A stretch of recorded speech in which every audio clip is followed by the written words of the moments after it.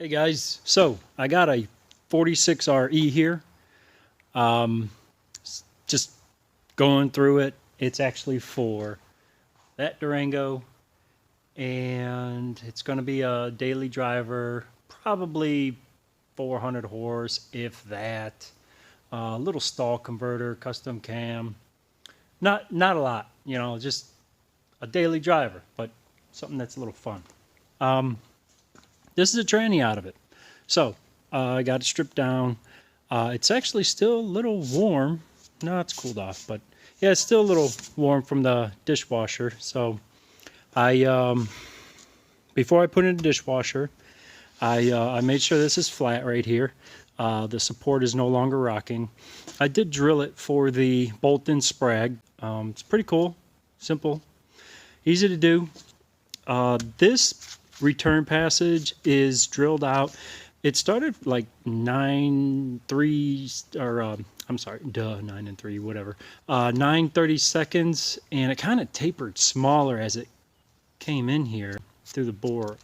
So what I did was I took a 5/16 drill, drilled it out, chamfered it, and added a oiling hole for the overrun clutch in the back here.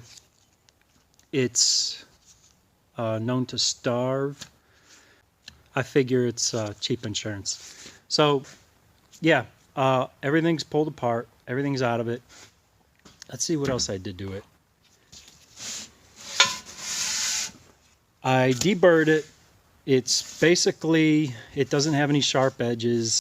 The fluid will travel around the case and down into the pan easily. This is also smoothed out. You really don't need to do it. I just do it because, I got nothing better to do. And I kind of do things overkill. Like this has way too many clutches for what I want to do with it. It has a 10 clutch overdrive out of a 48 RE. It's got the 6 brake. It's, I've got 5. I got a 5 clutch direct drum. I believe it would be the forward direct. Yeah, that. But I'm not using that. That was machined for 5th. Okay, I decided not to use that. I bought a brand new one, and I'll just use the brand new one. I don't trust it, so I'm not going to use it. And let's see. Yeah.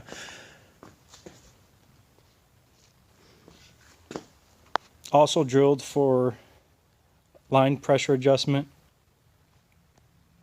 Like I said, I'm a little overkill on this stuff. I just don't want to pull the pan, adjust it if need to be, and go through all that rigmarole when I can just simply drill a hole, tap it, put a plug in there, and access it whenever I need to. And basically what I did was I took a regular drill. Of course I measured it. I went 90 degrees to the case, got it started, and started working the drill this way to plunge it into the case just enough to straighten the bit and drill through straight. Real easy to do. You don't need a machine to do it. It'll accept the plug. I already tried it. The accumulators over here, the servo, the pistons, whatever you want to call them. The bores, I took green Scotch-Brite to them and cleaned them up a little. You can see a crosshatch in here. Just kind of running out a couple times, and that's it. I'm not looking to bore it or anything, and you really shouldn't need to unless it's gouged. But then again, cases, just get another case if it's really that bad. As I was taking this apart, I noticed that this was rebuilt at one time. That Durango has 325,000 miles on it. This has been rebuilt before. There's no way that the clutches being as good as they looked, I mean, they measured brand new. So I would have to say that this transmission has under 20,000 on it. I mean, it looked that good. Yeah, some things were worn out, but it was just is too good to be true. Not no three. It wasn't 150 either. It was like freshly rebuilt. I found a snap ring in the pan. It's the overdrive snap ring for the clutch pack. I knew what it was when I pulled it, so I ordered the parts, tore it apart, threw it in the dishwasher, and here we are. So yeah, this was damaged right here. Probably someone, something hit it, or they dropped it, or whatever. And this was raised here. It could not have been sealing this very well. This 46RE will be getting all new clutches, all new steels, pistons, springs. It's going to get a Sunex SureCure kit. The intermediate shaft is already pressed for those items. There's a cap and an insert or plug or guide, whatever you want to call it. Let's see. Okay, yeah, there's the new one, new bushing, 5 clutches. It's all set up, ready to go. The extension housing, it's all together, ready to go. All the clutches are in there. Clearances are set. And yeah, the pump housing. I'm on the fence about putting a plug there and venting it somewhere around here. So I think I will, though.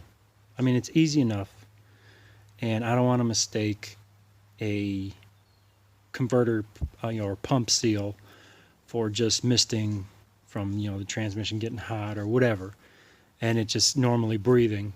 So yeah, I think I'll do that. Yeah, I'm gonna plug that and tap this somewhere on the top.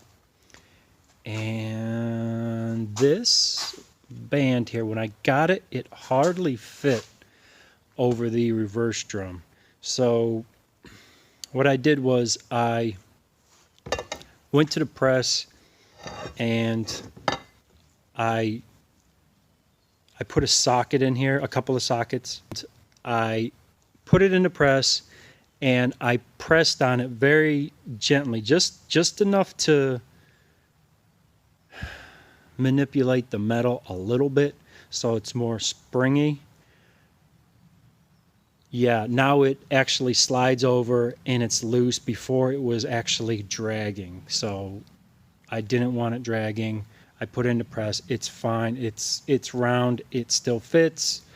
I'm good with it. I'm going to install it. And that's what I did. The support.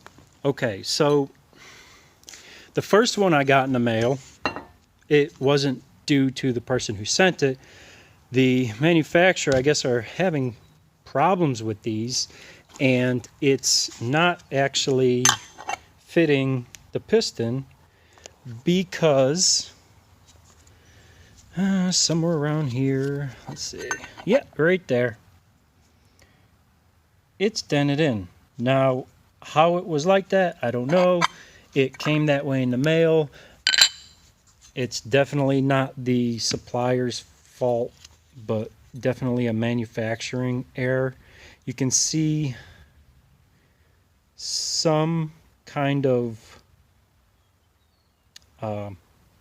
claw marks, like it was put in a lathe or something.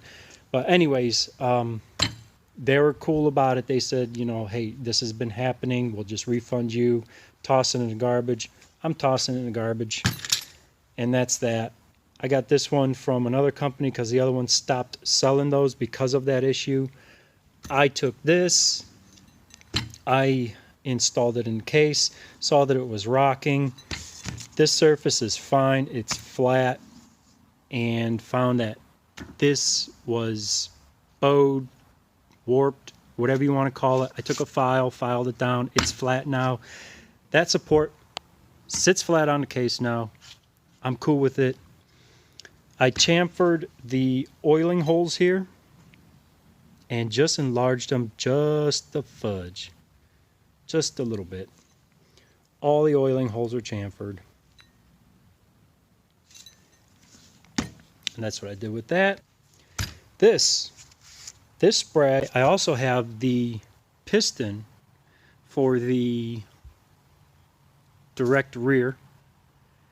It's taller. I had to use a 875. It's just a little tight, but I'm happy with it.